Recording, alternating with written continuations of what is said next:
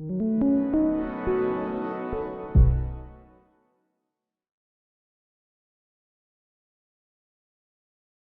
here in San Francisco with Dr. Warren Farrell. Tell me about yourself. Tell me where you started. Tell me your degrees and tell me all the books you've written. And also tell me about how you got to this point in your journey. I started with my mother's great pain at giving me birth, and therefore some empathy for women. And then that began to be tapped into when I was teaching at Rutgers in New Jersey, and I was simultaneously doing my doctorate at NYU. And the women's movement surfaced, and because I was teaching political science, I integrated the politics of the women's movement into my political science courses. And my students said, "Man, when you get to this section, you got fire in your belly. Yeah, yeah. You should Because it's really." about equality. Yeah. Exactly, and I guess I just felt something happen for me about purpose, and at that point, but all my fire was toward articulating what the women's movement was saying and refuting the points that people were making to put down the women's movement. And so I started to get, and people in my class were very negative about it at that time. At that time, it was sort of the beginning of the women's movement. The words were dyke and bra burners and stuff like that. And so about half the class was very negative, about half the class was pretty positive. And so I had all the class, take roles, and then when they were all convinced that their roles were right, I had them switch roles, Right. and so to play the opposite side. Like I remember there was like a second grade or kindergarten experiment about the children that had blue eyes Yes. versus brown eyes, and they switched them in essence to. Hmm. It's a very interesting little construct. It was the kids that had blue eyes that were told that they were special, Hmm. and then they realized, oh, I am special. And Hmm. then a week later, they switched and said, oh no, all the kids with brown and green eyes, essentially. Yes. And then they all said, oh, I knew it too. And so that sort of excited some passion on all of our parts. And so the students started saying, what are you doing your doctoral dissertation on? And it was something on grants and aids, which was destined to make me very well to do, gathering money for universities. And they convinced me, nope, you need to do something on the politics of the women's movement. Well, my dissertation committee said, "Oh no, that's just going to be a fad." And I said, "Nope, it is not going to be a fad. This is an evolution of the genders. We're free for the first time from the preoccupation with survival. Therefore, there'll be much more permission for broader, more fluid roles. And Right. this is not going to be a fad."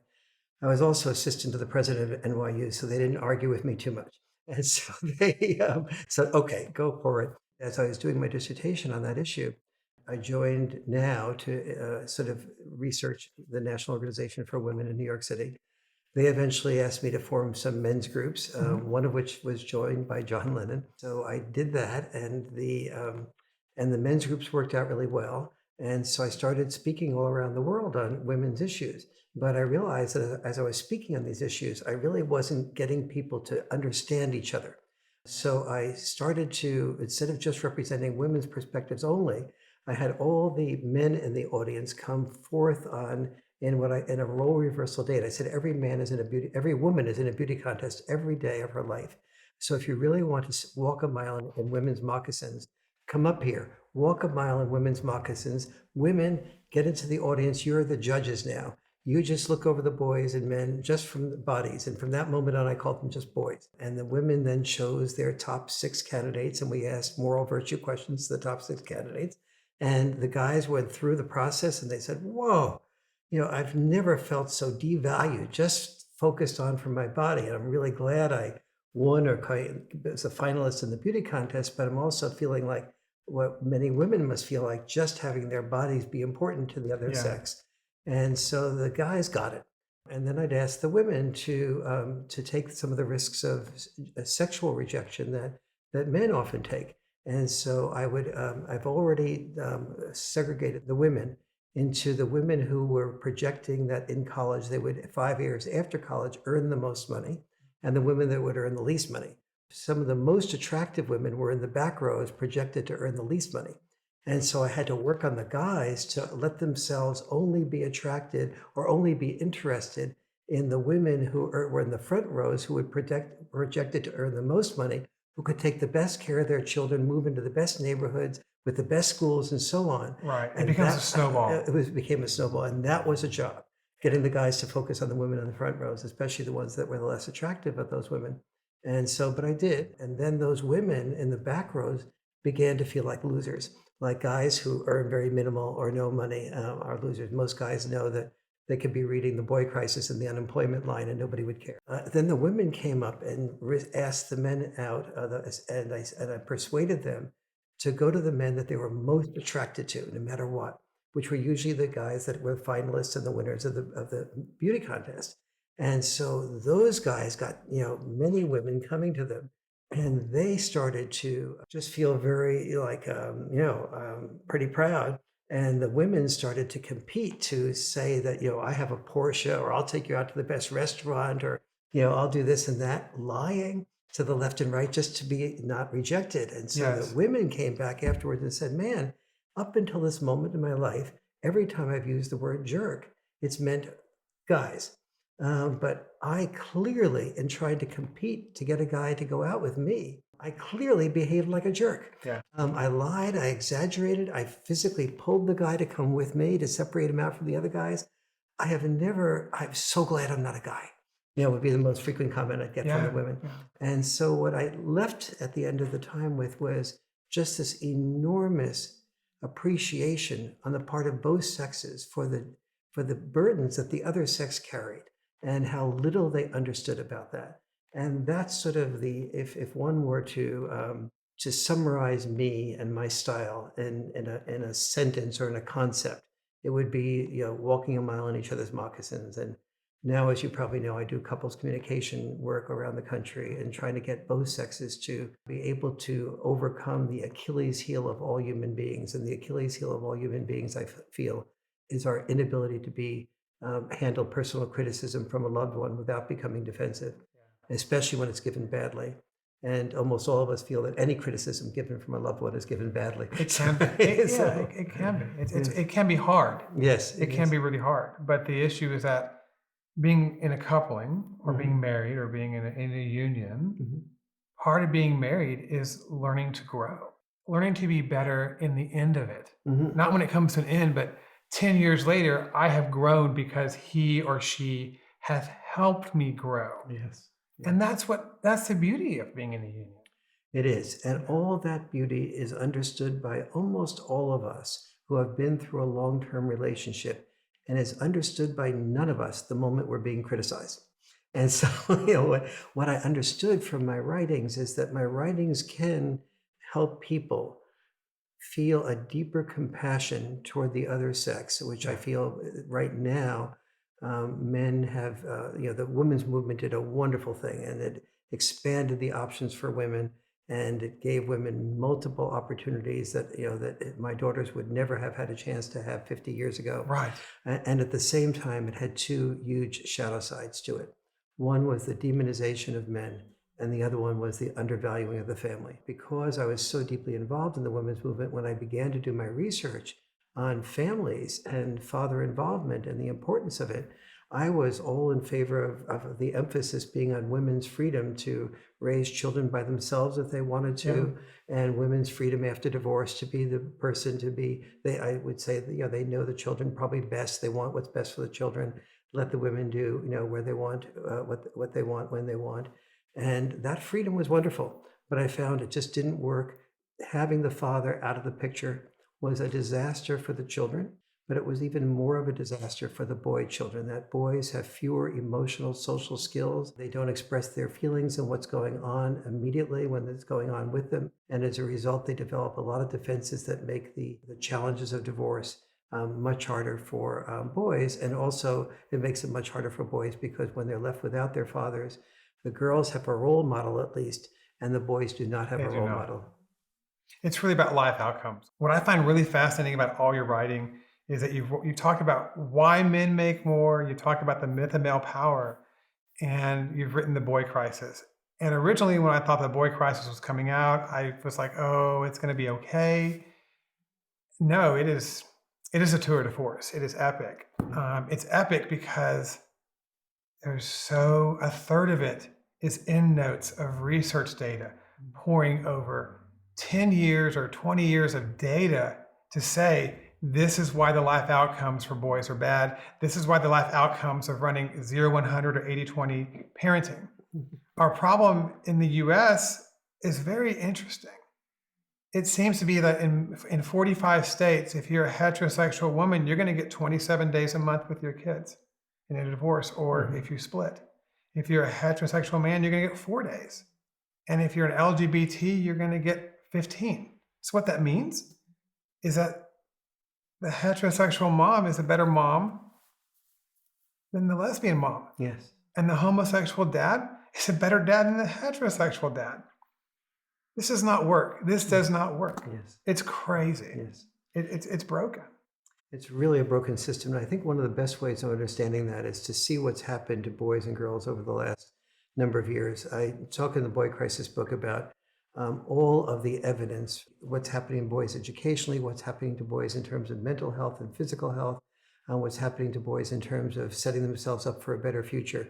And all of those are disasters. And I can sort Yes. of like look at those in greater depth. In fact, let me spend a moment doing Yeah, that. let's do that. One of the things that struck me was looking at PISA tests, which are international tests that are given by the UN, part of the UN, all around the world. And they find that in all the 63 largest developed nations, that girls are doing significantly better than boys in every subject matter area. Now, and in most subject matter areas in almost all countries, but in every subject matter area in many countries. And it used to be that boys would do better in math and science, girls would do better in reading and writing. Now girls are doing about as well or sometimes better on math and science, but boys are falling way behind on reading and writing. And reading and writing are the two areas that are the greatest predictors of success, which probably goes without saying. And so so that's number one as an example. So that made me ask, what is happening in developed nations? And what's happening in developed, which is where the boys are falling so far behind. And what's happening in developed nations is that there's permission because survival in developed nations is more taken care of than it used to be in the past. And so the society can afford more permission for two things. One is divorce, and the second is children being raised by moms without being married to the dads. So I started looking at those two groups, and I found that when there was a divorce and four things happened, then boys didn't have enormous problems. When there was a divorce and the boys had an equal amount of time with mother and father, when there was no bad mouthing from mother to father or father to mother, when the mother and father lived close to each other within about 20 minutes drive time, and when there was couples counseling or relationship Right. counseling, when those four things were existing, then boys did not have huge problems after divorce. So are those your 5 must-dos? These are the four must-dos. The 4 yes. must, I'm Right, sorry. no, So those are the 4 must-dos? Yes, those are the four must-dos Right. after divorce. You really have a good memory from the. Oh, the book, yeah, right? we're going to go through it. Yeah, That's- sorry. Yes, those are the four must-dos that if you have to do a divorce, which is a challenge and a problem for children, if you have those four must-dos, that challenge or problem for children varies, but many of the children will do almost as well as in an intact family. Right. So one of them is no bad mouthing, which is parental alienation. Right, exactly. It tends to be that women commit that about 5 times more than men do. Yes, that's from interviews of children 4 or 5 years after divorce, asking the children, which did neither parent badmouth the other? Did both parents badmouth the other? Or did just the mom badmouth the dad or dad badmouth the mom? And the children responded. Only 11%, by the way, said that neither parent badmouthed the other. Only which is 11%. deeply sad. So it's a 5-to-1 ratio of the mom being more likely to badmouth the dad than the dad being more likely to badmouth the mom. So why is that such a huge life outcome failure for children that their parents commit parental alienation or do bad mouthing? Why is it bad for those kids? Because when the child looks in the mirror, what she or he sees is half of me as the dad and half of me as the mom.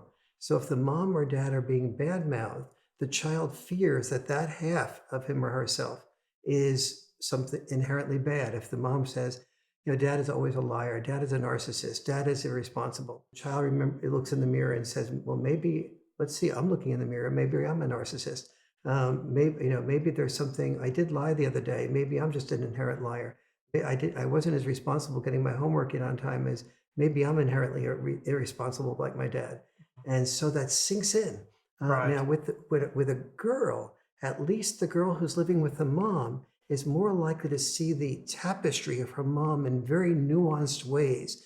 So the mom is not a straw mom, whereas if the child is living with the mom and is hearing these things about the dad and seeing the dad very minimally, the dad becomes like a straw dad, and that half of the child becomes like a straw dad. So the child's options are let's say it's a boy and he wants to tell his dad, mom said this about you. Well, he knows intuitively that that will only lead to an argument between dad and mom, which will further destabilize his relationship, which is already more destabilized than he wants. Conversely, he can talk to the mom about it and alienate the one person who's supposed to be on his side 90% of the time. And so he's caught between a rock and a hard place. And most boys, especially, are not good about saying, I have feelings. Let me talk with these feelings. I think I need a therapist. Would you get me a Right. therapist and let me talk these things through with the therapist? Because boys aren't trained to do that, and boys may not be evolutionarily able to handle that Mhm. without a serious amount of work. And I hope what I try to explain to a mom and dad reading The Boy Crisis is that here's what we train boys to be. We train boys to have what I call heroic intelligence, Yes. which is the opposite of health intelligence. So think about throughout all of history, in order for us to not be under Nazi rule today, we had to train that generation of boys to be willing to die at the age of 18, to be willing to be disposable. And so that boy, in order to be willing to be disposable, it was functional for him to not be in touch with his feelings, because the more you're in touch with your feelings, the more you value your feelings, you value yourself, and the less you want to be disposable. And the Right. more you're going to say, ow, that hurts, as opposed to, doesn't hurt me, just do it more if you need to. Well, Type let's of slow down a thing. little bit. Let's talk about stage one versus stage two. I Mhm. often say that we have laws built for 1920, not 2020, a Mhm. world where women couldn't get a job or a decent job. They Mhm. couldn't go to college. They couldn't probably even graduate high school. Mhm. Now we're in a world where 60% of college graduates are women, Mhm. 60% of master's degree graduates are women. Mhm. Over half of doctors and lawyers graduating are women. Mhm. We're no longer in that. We're no longer in that world where women would face destitution if they split. Yes. In at And the this, by the way, was the brilliance of the women's movement.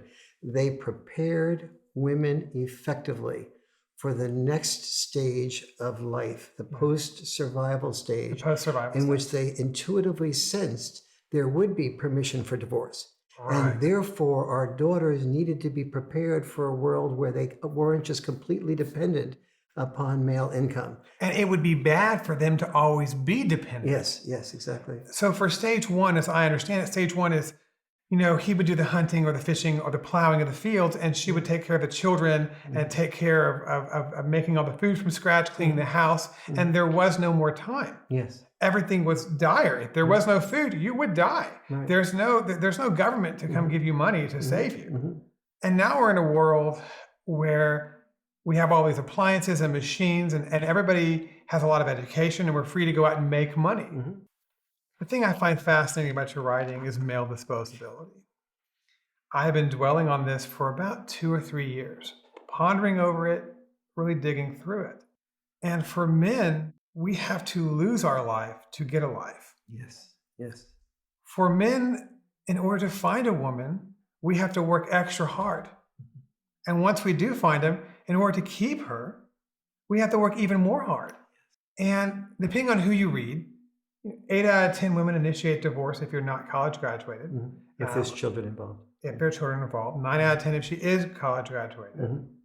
I find that very perturbing. And I look back at the divorce initiations post-war in the late 40s, and they're almost on parity. Mhm. Mhm. And now women are initiating. Yes. And it seems to be for two reasons. One is cash and prizes. The money is just so good. And two is the happiness trap. Mhm. The happiness trap is essentially, I'm not happy. I'm focusing on the 1% that's wrong as opposed to the greaterness of my life and my life outcome for my children. Mhm. It just seems to be that these are the two things that are really causing it to crunch. Yes.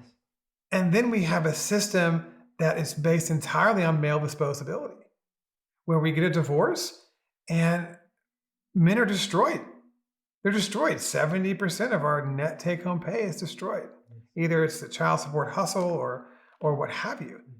The problem when I'm pouring through data is I see the silent generation is married at 75%. Generation X, like myself, is 50. The millennials are at 25%, and Zs are supposed to be somewhere at 15%. When I talk to men all across the country, none of them are getting married. They're running away from it. And it's not they're running away from it like they're cowards. I think they're being mindful. It seems to be like to live a mindful life, you have not to get married because you're going to get looted by a court. The one fascinating thing I really found is that Colorado and Southern California lead the world in fertility clinics.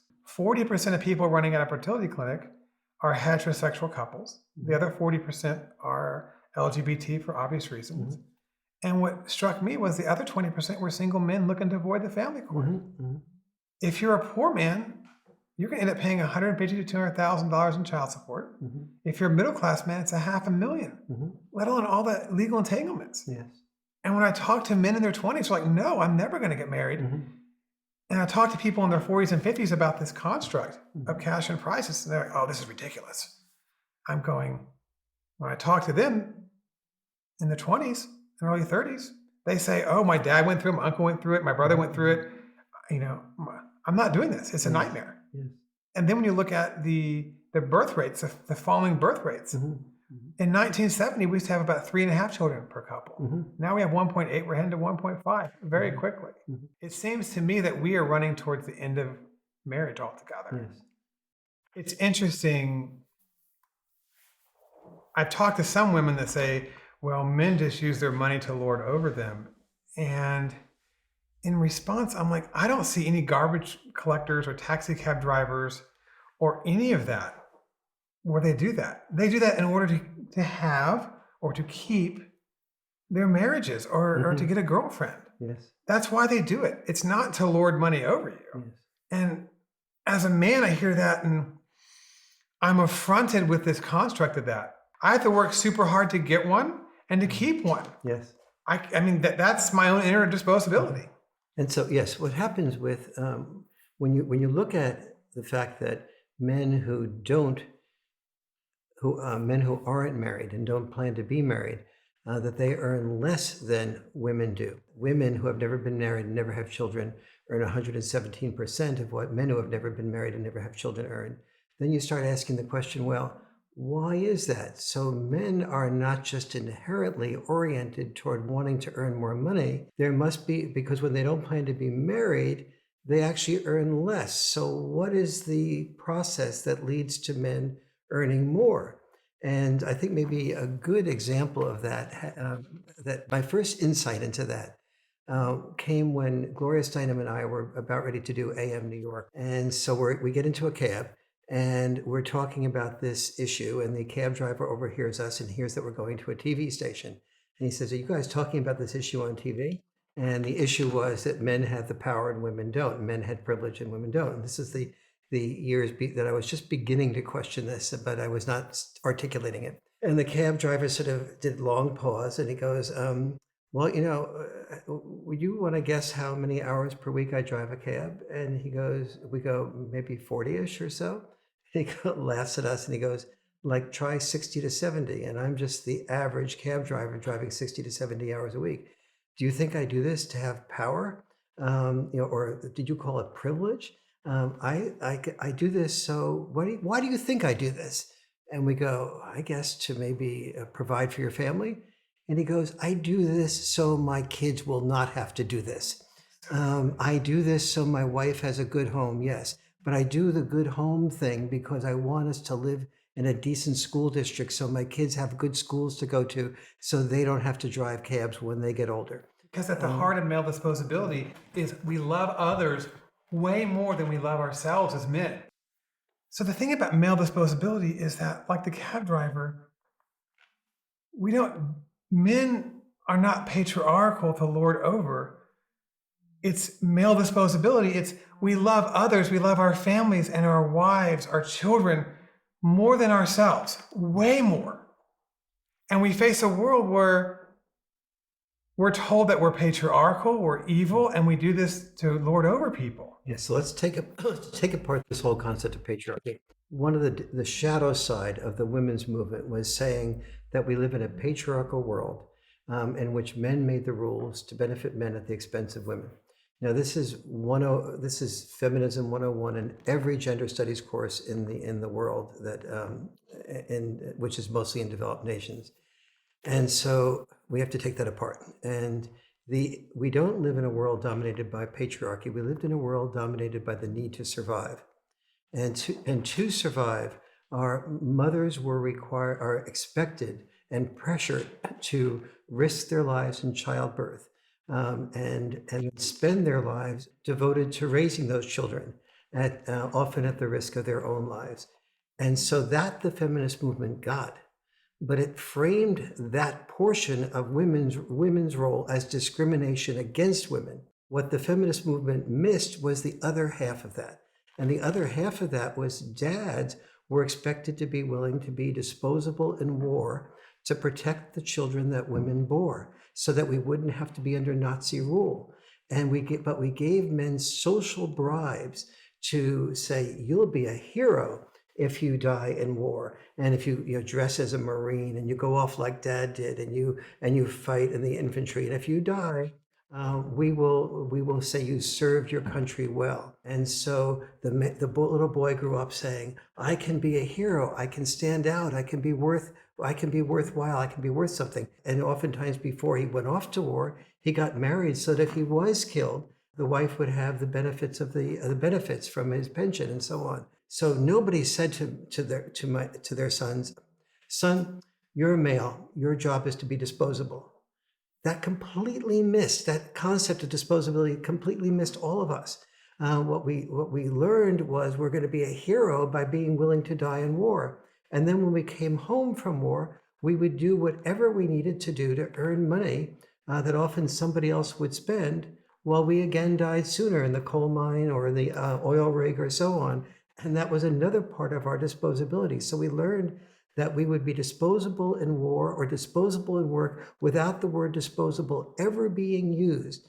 Therefore, opening up by our not articulating the potential for disposability, opening up the door for feminism to think that the extra money that men earned to be willing to be that coal miner, that truck driver, or that CEO and work 70, 80 hours a week and go wherever the company wanted him to go in order to become that CEO, to think of that as male privilege and male power, as opposed to the male form of discrimination. If you're going to call women's role discrimination, which was the wrong thing to do, it was not discrimination, it was a role. But if you're going to call that discrimination, you have to call the flip side of that discrimination also. The discrimination against men was the expectation and the pressure to earn more money. Yes. So the feminist movement took the outcome of earning more money and called it privilege and power for men, and a conspiracy on the part of this patriarchy to design rules that benefited us and not women, and missed completely the fact that from a male point of view, that was the pressure and obligation is not about privilege and power. No one who feels pressured and obligated to do something feels privileged and powerful doing it. Power is about the ability to determine our own lives. What the women's movement has done is given power to women by saying, if you have children, you have three options. Option one is to be full-time involved with the children. Option two is to be full-time involved with the workplace. Option three is to do some combination of both in whatever order you want to do them. And you guys, you have three options too. Option one is to work full-time. Option two is to work full-time. And option three is to work full-time. We have to work full-time. Or if you're a working class man, work two jobs, or if you're a upper class man, work overtime. And for the feminist movement to call that discrimination in favor of men, as opposed to calling that discrimination against men, or the male role that helped us survive, and thank you for being the garbage collector. Thank you for being away, moving wherever you needed to move to benefit the family. And thank you for working overtime and doing psychological take-home work of working in the evenings and working weekends when you would have preferred to be with children. That is, please, thank you for taking that role. And we would like to share that burden with you and like you to share the burden of raising children with us. And that, what is the male response to that? The Pew Research Center, for the first time in history, asked full-time working men whether they would prefer to be full-time working or full-time with the children. And 40, to their astonishment, 49% of full-time working men, so this is not men unemployed at home, full-time working men said that they would prefer to be full-time with the children, except they couldn't be because they needed to earn the money. Correct. And so for half of men, this is an unarticulated, unsympathized with discrimination against men, in which the word discrimination against men is never used, as it is with women playing their role. And men need to stand up and have the courage to say this. Men say to me, well, if I say this in any mixed group, I'm going to just be knocked. I'm not going to be popular. You're not going to be popular. They're going to be ostracized. But let me challenge that for a second. Because what I say because I was on the board of NOW, and on the board of NOW, a lot of women spoke up and knew that when they spoke up, they were going to be thought as hating men. And they spoke up nevertheless. They had the courage to do that. And we guys, we have to take responsibility. We can't, as the title of one of my books, I've felt so strongly about this, I titled one of my books, Women Can't Hear What Men Don't Say. It is our time, for the first time in human history. We've been speaking up about a lot of things like getting higher wages, but all the things we've been speaking up about are things that let the higher wages protected our families. We were willing to speak up about the things that protected others, but we're not willing to speak up about the things that protected ourselves, because we've always learned that any man who complains about something that affects him is a whiner and a complainer, and women don't fall in love with whining men, they fall in love with alpha men. And we wanted to be the man that a woman fell in love with. And I'll give a really good example, I think, of this, which is buck elks.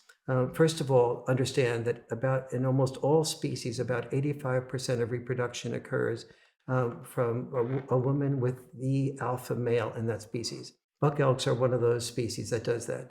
So the females fall in love with the alpha male. The alpha male is the male that grows the biggest antlers. To be the biggest antler growing among the buck elks, about 30 to 35% of your calcium and nutrients and minerals are used up. So you actually are the weakest of the buck elks, but you appear to be the strongest.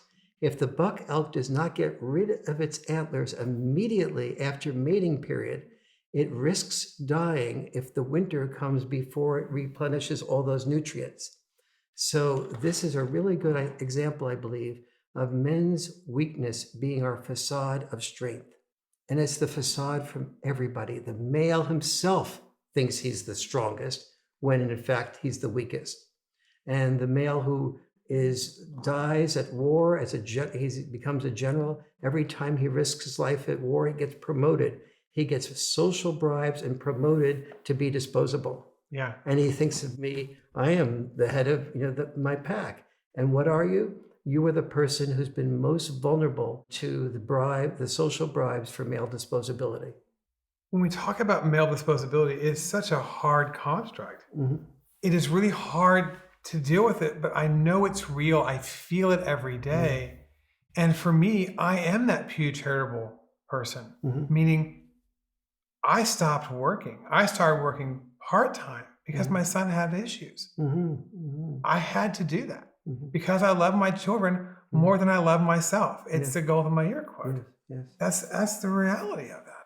In my couples workshops, I have every couple put down on a piece of paper. They all have the exact same paper, the exact same type of pen, and they write down, if you were in a situation where your female partner was about ready to be killed, and you knew that you'd have a 50% chance of dying to save her, but you'd have a 100% chance of saving her, would you be willing to risk your life at a 50% level to have a 100% chance of saving her? We do it. And about 98% of the men say yes. Yeah. Now, to give women credit, about 80% of the women say yes too. Oh, yeah. And so now the amazing thing about this is these are people coming to a couples workshop.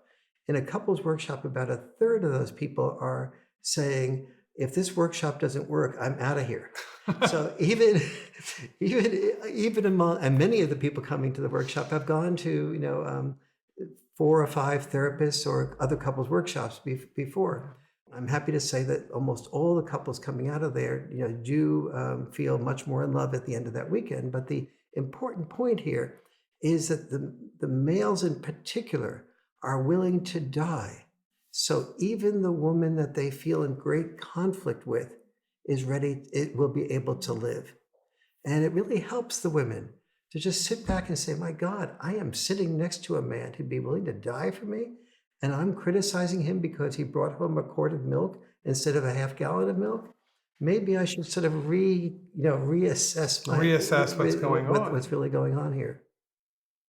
As a man, and I look at Japan and the canaries in the coal mine, where Japan's going to lose a third of its population in the next 20 years, and Japanese men face the similar dilemma where they're flooded with herbivore men, grass eaters, essentially, where to be a man in Japan, to have a full-time wage, you have to work 6 days a week, 12 hours a day. And then what happens is you give your money to your wife, and then she divorces you because it's statistics. You give all your money away. You live in a tiny box by yourself. All these men have basically walked away in Japan saying, it's better for me to have a part-time job for $20,000 a year, effectively, and I'll get a roommate or two, and I'm fine. And what's happening here in the United States is exactly that. Yes. You see tiny homes. You see no buying of these major consumer electronics or any kind of fashion. J. Crew is dying. I mean, all that kind of stuff. What you see is all that. Men are not standing up saying, you know what, when I hear this thing about patriarchy and how we're so bad and evil and blah, blah, blah, we just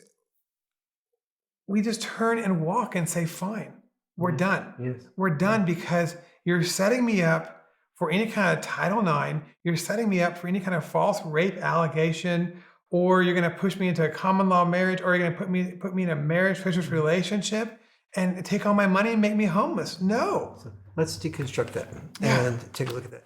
So we have 2 things going on here. One is what I call a purpose void, and another is a dad void.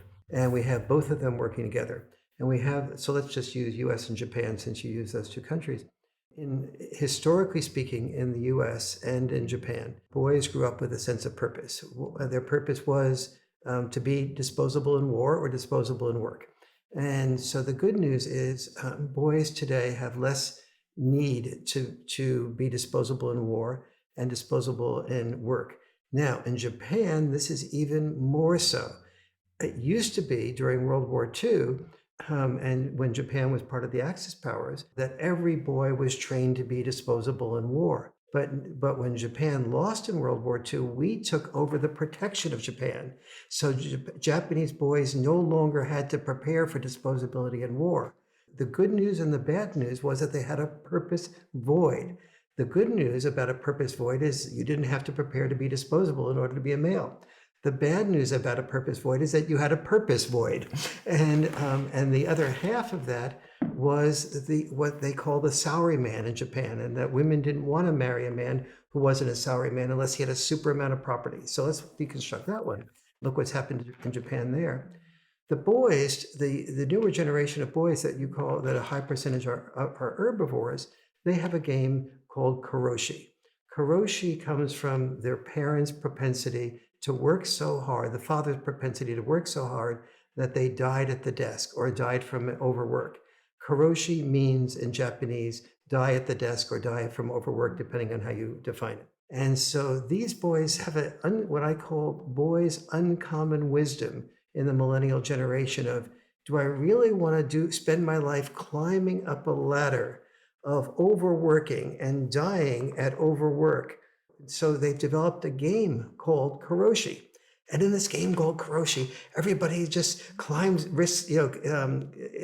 competes to climb up the ladder to the very top, to be this person of male privilege and male power. And the person who gets to the top, what they do, not in real life, but in the game, is they commit suicide. They commit suicide. They commit suicide. But what happens if you get a girlfriend? You have a girlfriend? I don't know how that I works out think in the I think in the Japanese. game, if you get a girlfriend, it's a setback because you're not going to kill yourself faster. Yeah. Oh, is that right? That's That's right. a nuance of the I had game to I ask a didn't. couple friends about this game. They That's were really into it. Oh yeah, it's hilarious. Thank you. That's another level of proof of that pudding. So you can get a sense that what the Japanese who play karoshi are onto is that climbing to the top of the ladder to get to against a wall that you never chose out of your choice, what that wall would stand for, what you'd be climbing toward, is not power, but it's a myth of male power. And that is the understanding that led me to writing the book, The Myth of Male Power, that power is about having the understanding and the emotional support to discover who you are internally, and then to be able, with the guidance of your parents, to take that discovery of who you are and with their help guide you to having the combination of pursuing your passion with being able to sustain a family with earning enough money, and put the obligations of income together with the passions of income, because those two are almost always in tension with each other. We hear people say, follow your passion, and your money will come, or follow your. But the truth is, when you follow your bliss, it's the money you'll miss, because when you follow your bliss, you usually follow it to be the artist, to be the writer, to be the actor, to be the musician. And those are the people in the society who have enormous troubles making a living to sustain enough people if they have multiple children. And so we have deprived men of power, and we have defined power as what I would call the definition of male power that is not articulated, is feeling obligated to earn money that someone else spends while we die sooner. Yes, that's And exactly no, correct. no woman would be stupid enough to call that power. For me and my team at Cash and Prizes, we're really about life outcome. Cash and team and cash and prizes. The documentary I'm on is Cash and Prizes. Say that again. The documentary we're doing is Cash and Prizes. Oh, it's called Cash and Prizes. Yeah, Oh, it's why okay. marriage is ending in the West. That's Okay. Gotcha. The subtitle is Why Marriage is Ending in the West. For me and my team, we're all about life outcome data. We're about life outcome for children, men, and women. When we look at the data for single moms, because over half of our children are now born outside of wedlock, versus in 1960 it was like 2%. Right now it's like 55%-ish. In that data, when the new census comes out, it's going to be clearly in that number. The life outcome data for children raised with single moms is really bad. Is that correct? There's two groups of children that are doing really poorly, and two groups of children that are doing, and a group of children that are doing really well. So not all boys are in boy crisis mode. The boy crisis resides where fathers do not reside. And the fathers do not reside in two areas. One is the area of children raised in divorce situations in which the father does not have an equal amount of time with the children, where he has minimal or no involvement with the children for whatever reason. And secondly, among children who are raised by single moms, and so let's look at that piece of data for a moment. In the United States today, 53% of women who are under 30 who have children without being married. Now let's break down that issue for a moment. Among that group, there's a large percentage where the mother doesn't even have a man in mind, or isn't even living with a man, or doesn't know who the father is. And the second group is a group that of women who do live with a man but are not married to them. So it's obvious that the first group has minimal or no father involvement, but it's less obvious that the women living with a man have less father involvement. And when we look at that group, between the ages of 3 and 4, after the ages of 3 and 4, 40% by the age of 3 already do not have fathers that are involved with the children, or children that are involved with their fathers. And so 40% of those boys do not have significant father involvement, the same with the girls, but the ones that really suffer from lack of father involvement, therefore no role model at all, are the boys. So boys are doing badly in those two groups, in the group of children that are raised by single moms, and with minimal or no father involvement, and the group of children that are raised by single moms of divorce where their fathers are not involved. Now, if you're a single mom, there's two things you can do. One is you can let the father know exactly why he is needed, because you may say, well, my husband doesn't really want to be involved, or he's dropped out of the picture. But almost always he's dropped out of the picture because, not always, but a high percentage of the time, he has dropped out of the picture because he doesn't feel that his style of parenting, of the tendency to do boundary enforcement, of roughhousing, of doing a great many things that I'll talk about in a moment that dads tend to do, getting children out of their comfort zone. When he has advocated for that, when the children were young, oftentimes he feels that the mom has been in resistance to him, and the only thing he was appreciated for was earning money. And eventually the arguments became strong enough that the mother really wanted the father minimally or not involved, or wanted another man involved that she had fallen in love with more recently. And so the father then gets out of the picture. So the first thing you can do if you're a single mom is to study what I'll talk about in a little while, that I articulate to a much greater degree in the boy crisis, of the 10 major differences between dad style parenting and mom style parenting, and why both types of parenting are needed. Why we need what I call checks and balance parenting. Women have done a much better job at studying what the value of what they do, and almost no father understands and can articulate to his wife or the mother the value of what his tendencies are to do roughhousing, to do the boundary enforcement, to do the postponed gratification, to break children out of their comfort zone, and so on. But the first thing, the core answer to the question is, how do children do worse when they are raised without significant father involvement? And they do worse in more than 70 different areas. Children with minimal or no father involvement are far more likely to be, that's the single biggest predictor of being a drug addict. So just think of opioid crisis, and you get a little bit of a sense. And prison? And prison, we have a lot of women's centers in the United States, and we have men's centers too, but the men's centers are called prisons. But they're not just prisons. They're prisons in which almost all of the men in the men's centers are dad-deprived boys. In the prisons are dad-deprived boys. Almost all of your school shooters and your mass shooters are dad-deprived boys. A few years ago, there was a study done by 3 female sociologists of ISIS recruits. She found that all of the ISIS recruits had in common, not all of them, almost all the ISIS recruits had in common the lack of father involvement, not just the males, but the females. Now understand what these 3 female sociologists, how they discovered this. They didn't even ask the question about father involvement when they did the first round of interviewing of these ISIS recruits.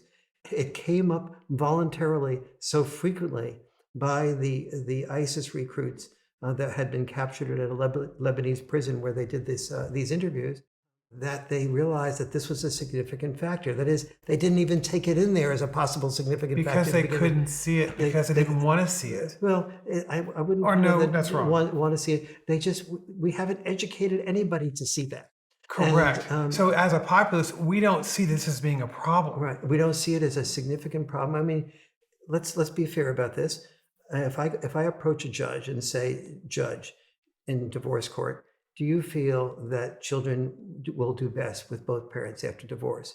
About 90% of judges will say yes at that level.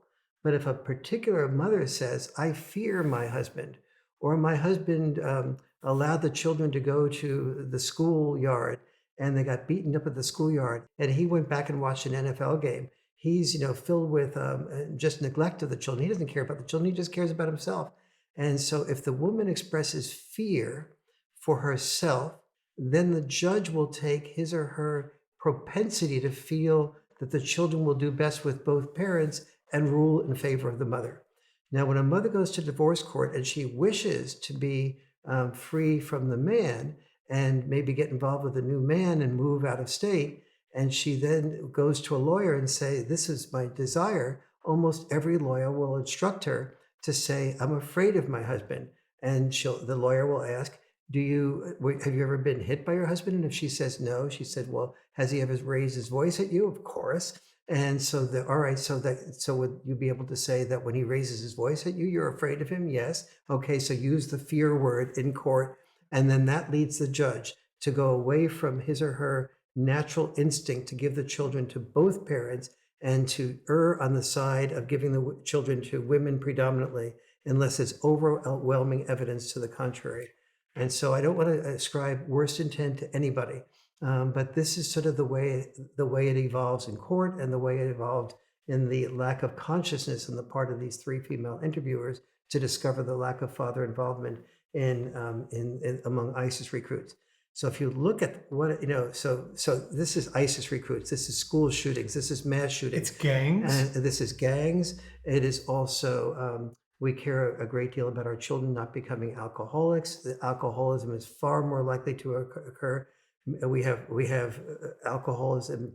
It gets triggered by environmental stress and environmental types of things where we're trying to repress things. And the children who grow up without dads, they don't have guidance to channel their testosterone in constructive ways.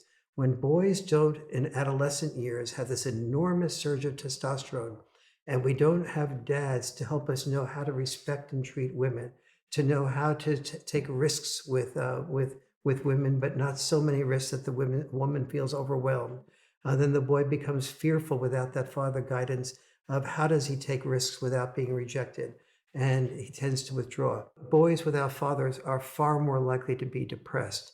They're far more likely to be alienated. They're far more likely to commit suicide. Lack of father involvement is the single biggest predictor of suicide among boys. What about the Asa Study? Well, why don't you share your definition of what the Asa Study? I know what it is, but you're probably better articulating it. When I talk about the Asa studies with all of these counselors and psychologists, they all say, you know what the first question they ask you? Well, first of all, the Asa study is the largest, most comprehensive social science study ever done in human history. And what the psychologist will tell me... Explain what ACE stands for. And I can't remember. Okay, yes. Hold on.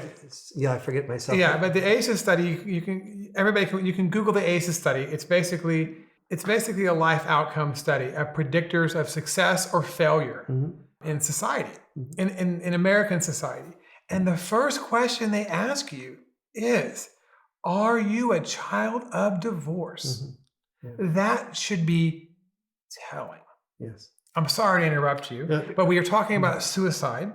So we talked about ISIS, we talked about drugs, we talked about suicide, we talked about prison, men's centers. What else is there? Unemployment. And well, I'll get to the reasons, the slippery slope that leads to unemployment, and a sense of purposelessness, a sense of alienation, no friends, addiction to video games, addiction to video porn. And I'll talk, if you ask me about this, about what the problems with porn are. It's not just a moral problem.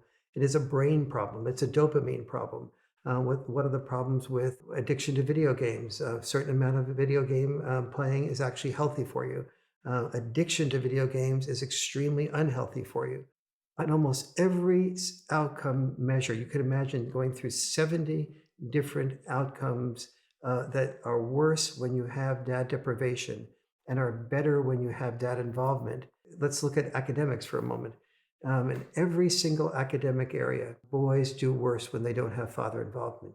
But when children grow up in wealthy communities with good schools, the boys do worse in math and science when they grow up in wealthy communities with good schools than boys do who grow up in poor communities with poorly ranked schools with father involvement. So what you're saying is that if I grew up in Watts versus Beverly Hills, and I am married with children, my children in Watts are going to outachieve my children in Beverly Hills if I were divorced. Is that correct? With Watts as metaphor and Beverly Hills as metaphor, yes. I don't know about the Watts versus Beverly Hills statistics per se, exactly. But yes, exactly. And so these are all These are a few examples of the 70 plus outcomes of boys doing worse. Boys are far more likely to drop out of school, to have discipline problems if they have minimal or no father involvement. They're far more likely to be have fewer friends. They're far more likely to be disobedient to their parents. They're far more likely to commit crimes. Almost all your criminal acts are acts of minimal or no father involved Yeah. boys. Boys more than girls. And so, so there's multiple questions that are buried in this outcome data. And one of the reasons is why. When I read your book, I read about telomere data, how boys have 40% shorter telomere data. So what that would mean is genetically, your DNA is like the hardwire of a computer, and your telomere data is your software. And so when you start talking about life outcome and telomere data being so short, it means that you're going to be sicker and not live a longer life. Yeah. Essentially, is that correct?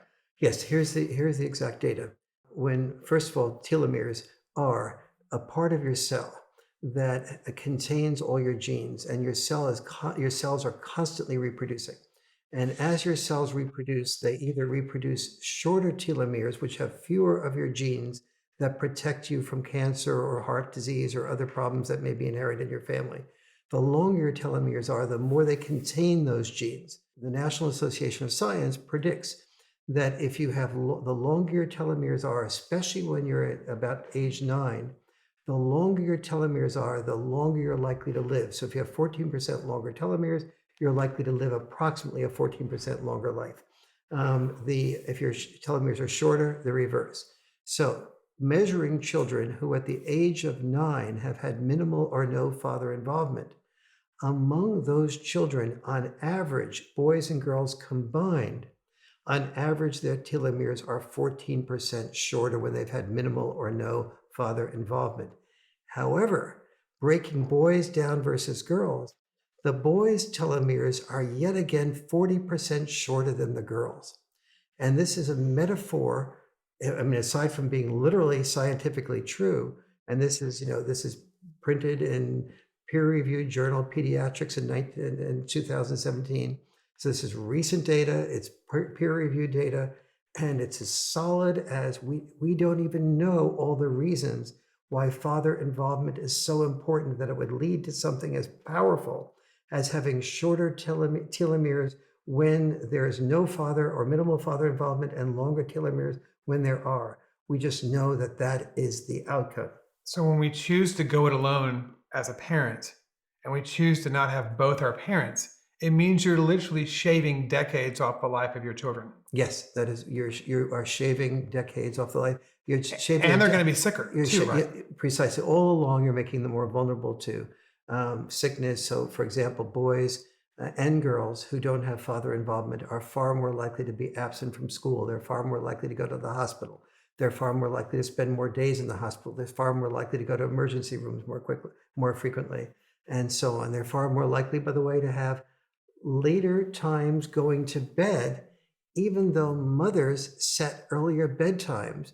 When you compare children growing up predominantly with moms versus predominantly with dads, we find that the children have mothers set earlier bedtimes for children, fathers set later bedtimes, but the children actually get to bed earlier with the father than they do with the mother. Oh, interesting. So it's very fascinating. And if you ask me about why that is the case, I'll share, why that is the case as well. So, and again, these are maybe covered 20 of the 70. 20 of the 70. I think the big one is, the big scourge in the last 20 years has to do with, I think, a third of our kids are on ADHD meds. Yes. And most of those are boys. Yes. And so when I read things like The Myth of Male Power and I read The Boy Crisis and I go through it and I go, well, boys grow up with single moms. They go into schools that are largely women versus 20 and 30 years ago, they weren't largely women. Now they are because school systems don't want to hire men. Then they go out into the real world, or they go into college, which is predominantly dominated by women. And the teachers don't want to put up with male behavior or adolescent behavior. And so we give them drugs. Yes. So to understand why ADHD is about 30% level among children raised by single moms and 15% among children raised predominantly by dads, we really have to dig back. But the digging back is a worthwhile digging because it really teaches you a great deal about what dads do that are so important. And understand, if you're a single mom, a lot of these things are not proprietary to single dads. Dads are likely to do these things. Everything I'm mentioning, you can learn to do as well. And so this is available to you. Right. So, okay. But here's a typical dynamic between dads and moms, particularly after divorce. A dad and mom do exactly the same boundary setting. So this, what I'm going to be dealing with now is the difference between boundary setting versus boundary enforcement. Dads and moms are both likely to set boundaries the same way. Sweetie, you can have your ice cream as soon as you finish your peas. Dad and mom will both say that to the children. In a divorce situations specifically, and in life in general, the children will test the boundaries for both with father and mother. And the difference is in the way the father and mother respond to the testing of the boundaries. So that mom is much more likely to say, in her mind's eye, okay, we've had a tough day here. I only have a few precious moments with my son or my daughter.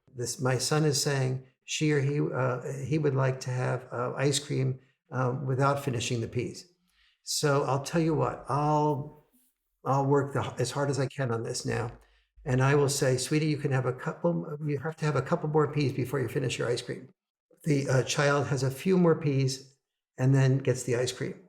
So with mom, the child learns I can manipulate a better deal. With dad, it's much more likely to look at the child and say, excuse me, you've asked for having ice cream before you finish your peas. We had a deal here. And the deal is you can have your ice cream, but you must finish your peas, not try to negotiate a better deal than we just agreed to. And the child goes, oh, you're so mean. And dad goes, well, you can continue to cry and say, I'm so mean. And then there'll be no ice cream tomorrow night either.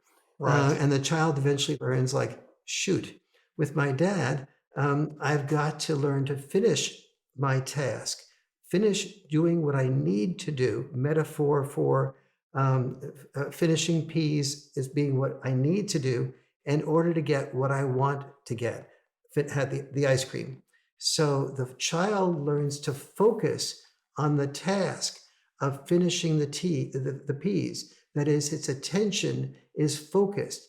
With mom, the attention deficit is allowed to set in because the child, instead of focusing on finishing the peas, is allowed to think of other things like, how can I manipulate a better deal?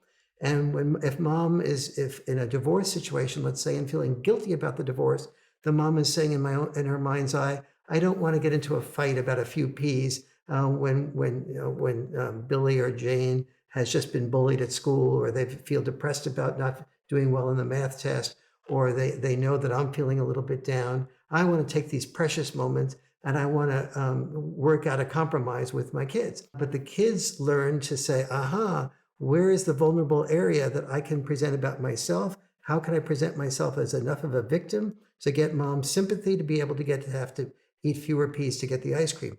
Nobody is badly intended here. Everybody wants the best thing for their child.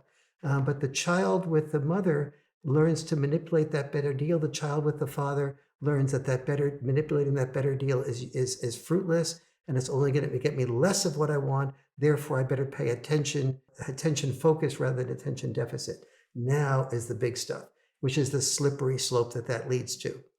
With that attention deficit, the child has not learned postponed gratification. Postponed gratification is the single most important predictor of a child doing well in life, success-wise, versus a child doing poorly. Now, we often try to say, well, what does success mean? Well, here's the way that translates. The child who does not feel able to postpone gratification goes to school, and no matter what success means to him or her, if it means finishing homework, if it means doing well at basketball or in a sports event, if it means perfecting skills to become an Olympic star or a good pianist or a good violinist, no matter what your purpose is, no matter what your dream is, you are less able to fulfill it if you have postponed gratification. You get started on your homework and a text comes in and you have to respond to the text. You get distracted and you don't have the postponed gratification. The end result of not having that postponed gratification is you start feeling worse about yourself. Especially boys tend to feel worse about themselves. That leads to depression, that leads to alienation, that leads to a greater likelihood of being addicted to people outside of your friendship network because you don't have a friendship network of respect. And that tends to lead to not only depression, but in worst case scenarios, suicide, and in worst case scenarios, such anger at the schools that it's a potential setup for school shootings. Oh, okay. I'd like to ask you about how men parent differently in by and large, and how women parent differently by and large, as Yes. far as men roughhouse versus being a helicopter parent or things like that. This is so important because let me bottom line it first. What I've found that when I did the research for the boy crisis is that what children need is not female style parenting or male style parenting alone. They need what I call checks and balance parenting. That both styles of parenting were invented by nature or by God or whoever you believe in for a reason. And that when children are deprived of either, there is major deprivation. The difference is that mostly women have schooled themselves and educated themselves on the value of protecting children, the value of nurturing children. And basically, it's just common sense that children need protection and nurture. And so it's very easy for anybody to get. What has not happened is we don't have parenting magazines talking about the value of roughhousing, the value of getting children out of their comfort zones, the value of when a child falls in the ski slope, getting them back up and having them do it again. The value of children going to the playground and being alone on that playground. And even if they get beaten up by a bunch of negatives on the playground, that how to make the best out of that and why that's an experience that is should not just be eliminated from the possibility of children's life. So we've had two things happen is the whole culture of helicopter parenting and the whole culture of the school systems being afraid basically becoming more feminized, especially during recess time, by cutting back recess and also by making recess more and more protective. And so let's work on this one step at a time. The most important, I think, misunderstanding that I see among couples, including my own son-in-law and daughter with our grandchild, is the differences in almost intuitive, or maybe it's biological understanding of the value of roughhousing. My son-in-law just naturally takes Finley, my grandson, and just roughhouses with him. I had to tell him to read the Boy Crisis book and understand how to dialogue with our daughter on this issue. And here is part of what the dialogue is about. The first thing that happens when a father and son, or a mother and a son or daughter do this, is there's a bond that is created from the roughhousing. It's like the bond, the excitement that you have when you go on a roller coaster. You go on that roller coaster because you know you're going to have excitement, but you also know you're going to have safety. And when an infant or a toddler roughhouses with his dad, he senses that there's safety, but he senses that there's lots of excitement happening. And when he's tossed up in the air, and then sometimes the dad catches him, and sometimes he lets him fall on the bed, and he knows that he's falling on the bed and not the floor. There is a type of trust that is built. There's a type of bonding that occurs that they can both take a risk together. The fun is enormous. Now, mom looks at the roughhousing and she says, "Oh my God, I feel like I just have one more child to monitor." And then the mom is really trying to bend over backwards and say, okay, I see my son or my daughter is having fun. Okay, try not to stop the fun. Let them go do what they want to. Trust Jim, that he will, husband, that he will know when to stop. And she says, "I just fear that sooner or later, somebody's going to get hurt. I guarantee it." Is she right? She is 100% or 99.9% likely to be right. And then she goes to level 2, which is, I feel guilty that I didn't intervene sooner and to protect my son or my daughter. And then she's astonished when he goes ahead and continues the roughhousing because she says, from her perspective, he should have learned his lesson. He's just fundamentally irresponsible because sooner or later they're going to hurt each other again. So what dad does not explain that is happening is, aside from the bonding, creates the ability on the part of the father to be able to say to the child, okay, no more roughhousing until you all get ready for bed. And getting ready for bed means do your chores, do your homework, get your teeth brushed, everything else that's required to be completely ready for bed. Your bedtime is 9 o'clock. Whatever time you have free after you finish all those things, and I check your homework, by the way, then I'll spend time reading with you or roughhousing with you more or doing whatever you want between then and 9. And mom goes, no, wait a minute. You just say roughhousing more just before you go to bed? You must be crazy. You know nothing about parenting. And the father goes, just wait and see. And sure enough, the child is roughhoused. Maybe also they usually don't ask for roughhousing, but sometimes they do. Other times they ask for their favorite story to be read to them. But either way, the child falls asleep. The child's happy. The child's de-stressed. The child is very bonded with the family. The child therefore feels very secure. That's only the beginning of the process. What we also know is that, say those three children are roughhousing together. Let's say they're all on the couch and daddy's in horsey mode. And the children are sort of getting ready to jump onto daddy's back. And the job is to wrestle the dad to the ground and to see if they can win in the wrestling match. And so the older son, Jimmy, pushes Johnny and Jane out of the way. And dad goes, excuse me, here, wait a minute. You're not, you can try to get on there before Johnny and Jane, but you can't push them aside. You can't basically bully them.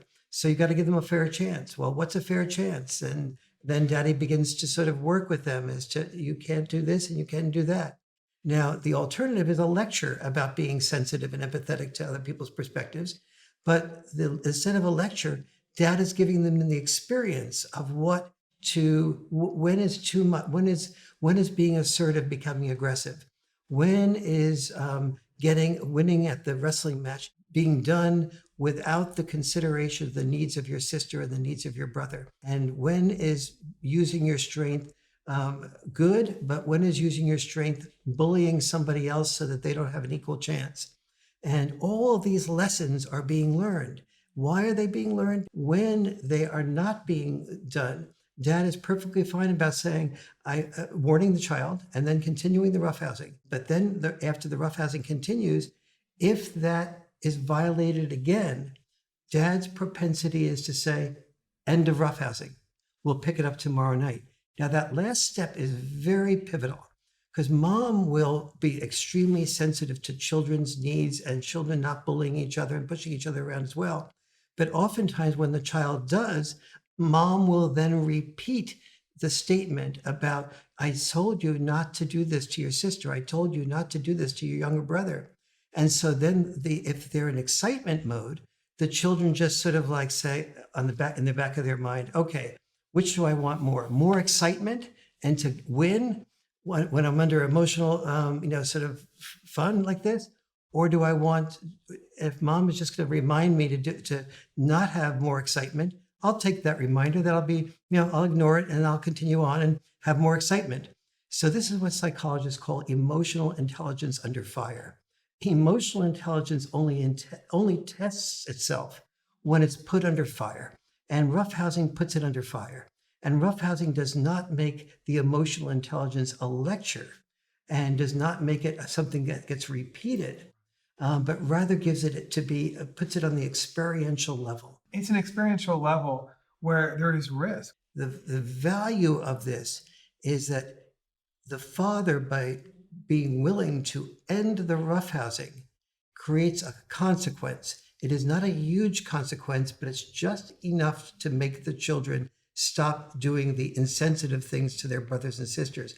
Moms will tend to repeat themselves.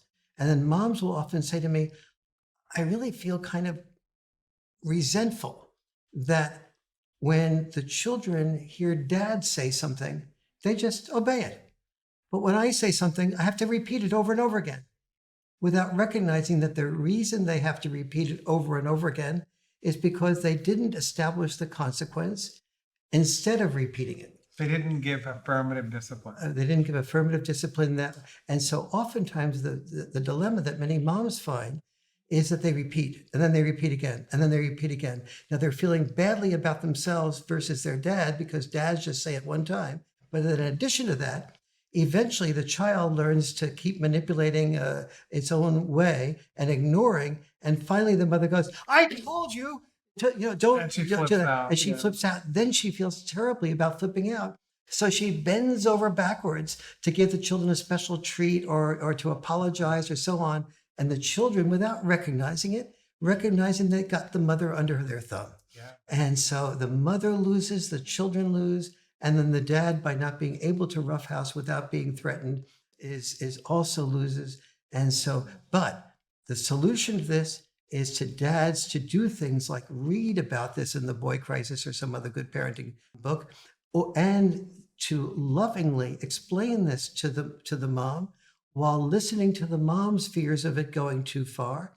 And then, in the same way that Republicans and Democrats probably are best when they govern the nation together in checks and balance mode, to be in checks and balance mode with each other. But the being in checks and balance mode with each other never means the father going away and working 80 hours a week and coming back when he's exhausted and the children are in bed.